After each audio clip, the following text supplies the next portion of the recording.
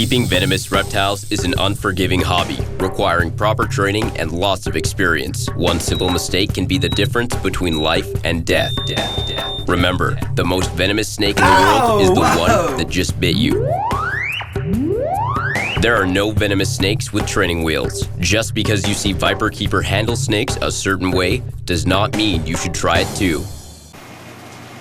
This is empty. I'm gonna probably move those two Rhino vipers babies downstairs. Hi, dude.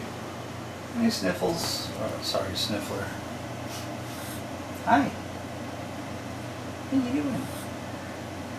I see you ate that rat yesterday. Yeah. You don't normally eat rats, do you? Yeah. Well, that's good that you're being a little bit more cooperative on your diet, right? Yeah. Are you big enough to put in with that big girl maybe and make some babies? Yeah. I don't know. We'll think about it. It's that time of year though. Yes, it is. Oh, you ready? Huh? Are you a big boy? Huh? Alright, we'll see. Your cage is not in bad shape, so not do anything there.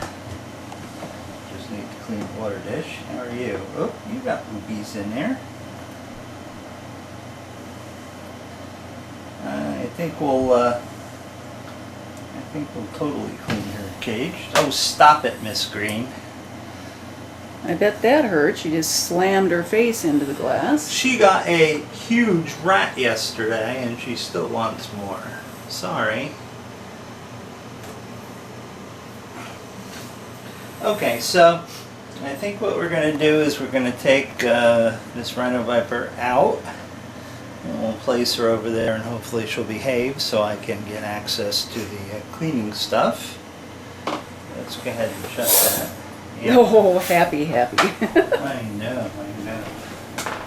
So let's get this hook. This is made by John Zagel.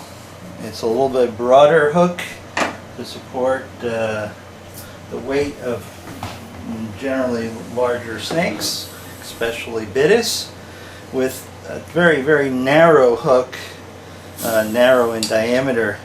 You can easily break the ribs, and this this broadens the amount of stress on a particular spot, providing they cooperate too. Here, you go over there, and don't take off like a rocket.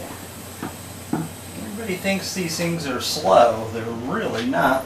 They just prefer not to move, but they will move with quite some speed and agility when they want to. Yes, including becoming airborne. Mm. There's a wonderful photo. Is it Wolfgang Wister? Yeah. Has a photo of a puff adder becoming airborne. Nice, sluggish, fat puff adder.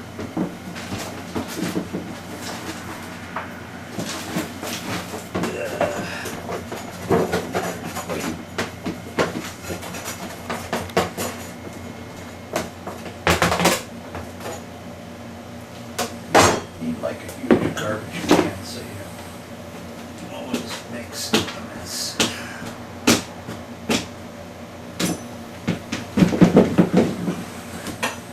Just sweep that up here in a minute.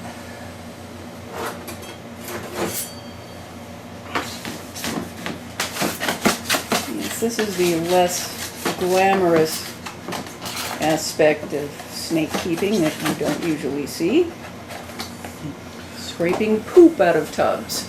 Yeah, well, it's rather boring and mundane, so we prefer not to bore the mundane people in the videos.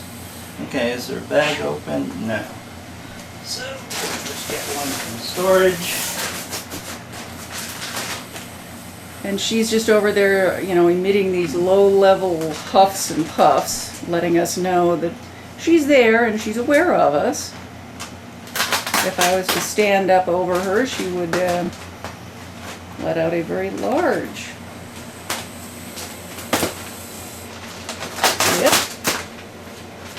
As Mr. Viperkeeper has noted on several occasions, they do not like people standing, well, they don't like anything over them because it's very threatening.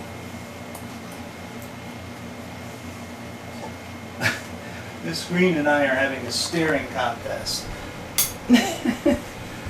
She's trying to communicate to my brain, bring food, I'm hungry. She would eat herself out of her skin if we let her.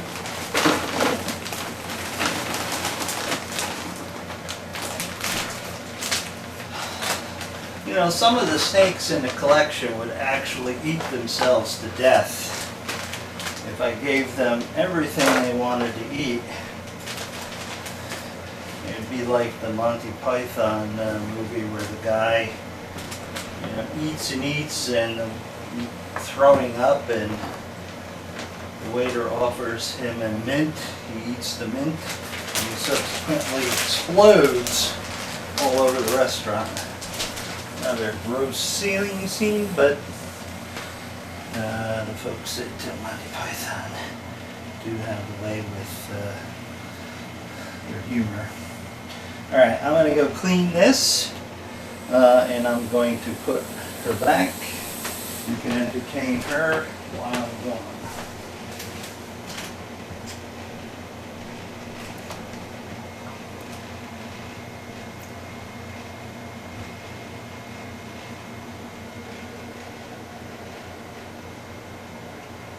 Incredibly beautiful snake.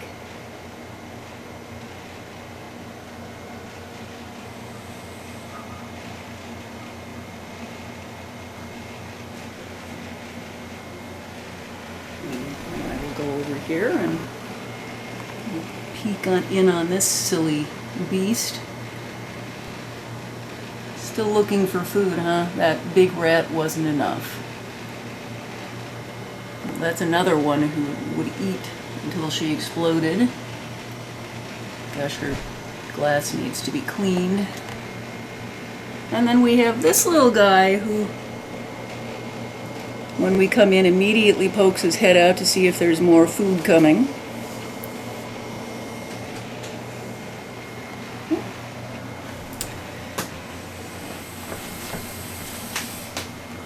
Yes, yes, I hear you. I'm sitting down now. Okay, you ready to go back, huh?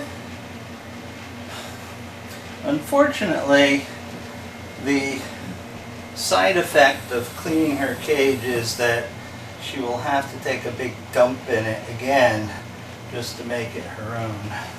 Yes, it won't smell familiar until she poops. Nope, you ready, huh?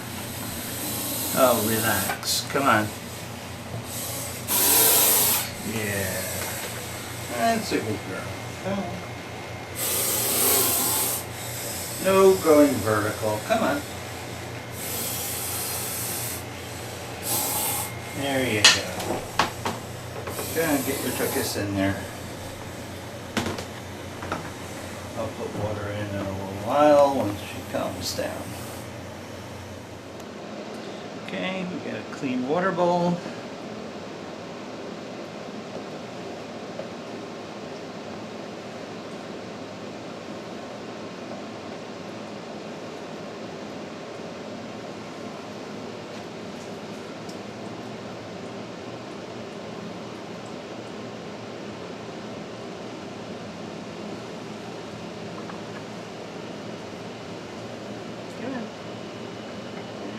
Upset. You got a full tummy? Relax. Relax. They're very lovely snakes. With the most peculiar eye in the snake world.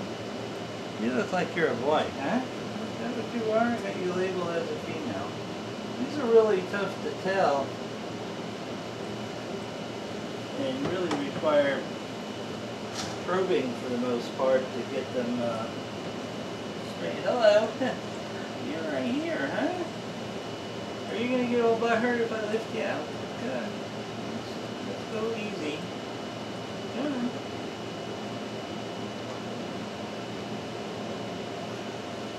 Come on. I don't wanna have to tell you and freak you out. Here, you danger doodle. Come on. There you go.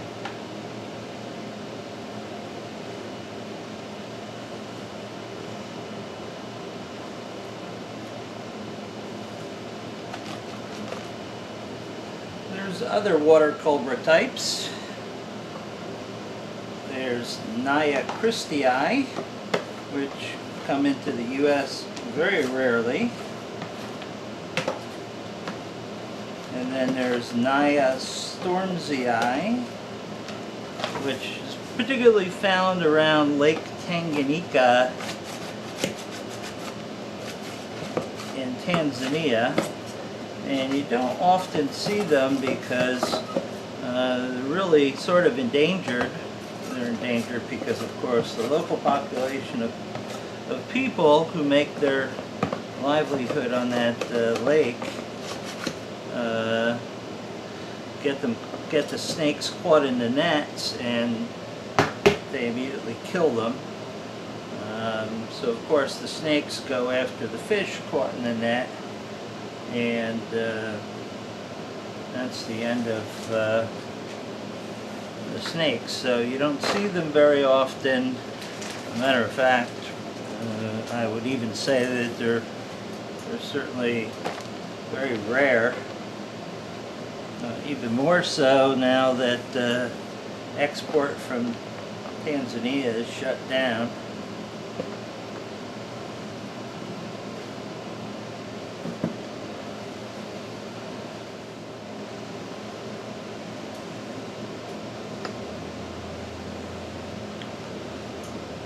Then there's the unnamed species of water cobra, which I have 3 specimens currently.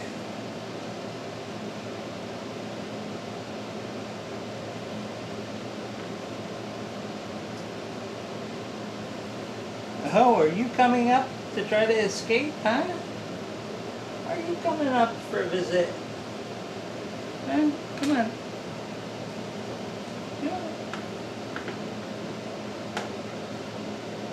Come on, you're okay. Are you coming for a visit? Huh? I want to go home. These are getting too big for here. I'm going to move them to larger quarters very soon. This is their last change of substrate in there.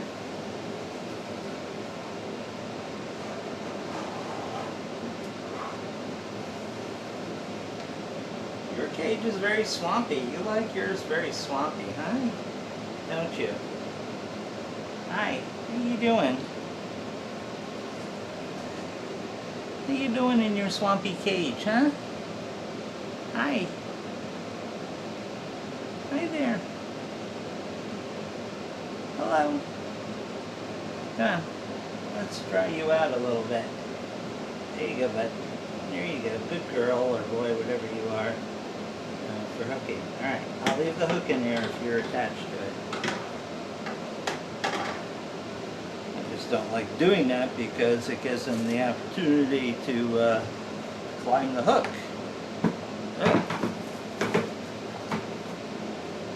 Yes, that's swampy, huh?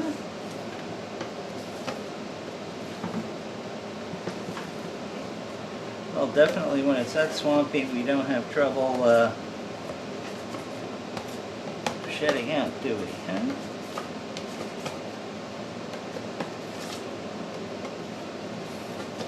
Either captive born or captive hatched.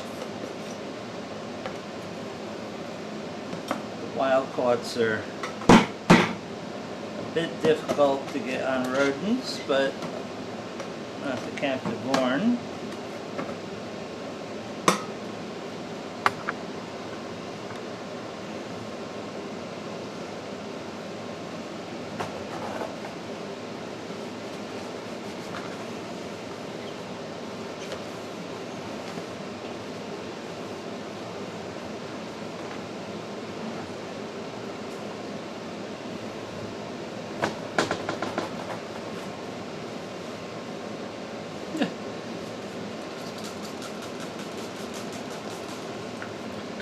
spraying this down with cabicide, so it was pretty swampy in there, so that grows bacteria. And normally we wouldn't allow a snake to be kept very wet like that, but these are water cobras and they're resistant to scale rot and nasty stuff like that. So we still want to make sure that we keep bacterial growth to a minimum in their tubs. And since they're water cobras, we keep them on the cool side. They do have a hot spot at the back of the tub, and it's rather cool at the front of the tub.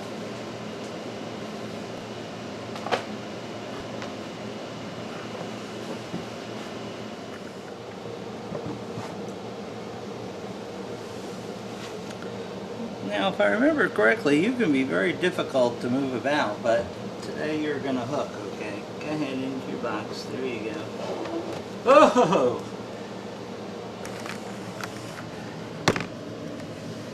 Yes, this one is snappy. When she thinks she is being threatened, she will open her mouth and take a chance at striking you, which is highly unusual for water cobras, because usually they're generally very friendly. Hello. Yeah. There you go. That's a good guy. Huh? There you go. There you go. I know that's a strange environment. You're okay though, huh? You'll be okay. I see you pooped in your water dish.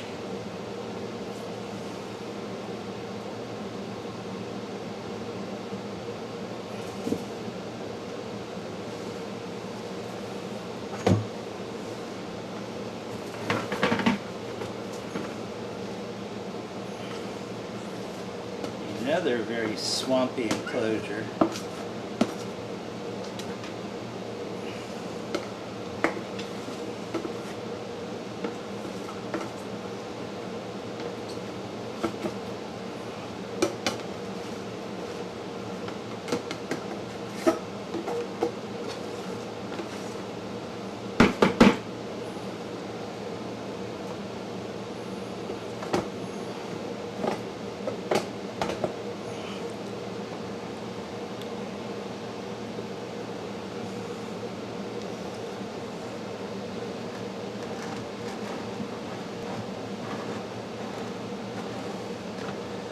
Water cobra's scales are amongst the smoothest I've ever encountered, which makes them exceptionally dangerous to restrain and to force feed, or even peel their shedding, because their head is so short and stout with not a long neck, and their scales so slippery and smooth, it is easy for them to get their head around on your finger, since it's in very close proximity to their fangs, and stick you. And I'll tell you from experience, these guys are very scary to handle. It's a good thing for the most part. Generally they shed well, they don't have problems, and they are generally well behaved on a hook. Hi there. When they get a little larger, they lose their bravado and generally calm down into nice captive animals. You behave yourself.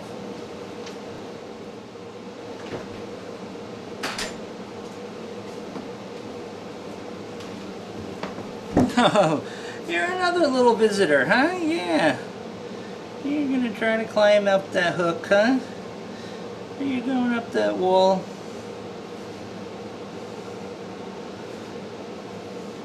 You know, I don't know how they make their enclosures, their tubs so wet, because I certainly don't pour water in there.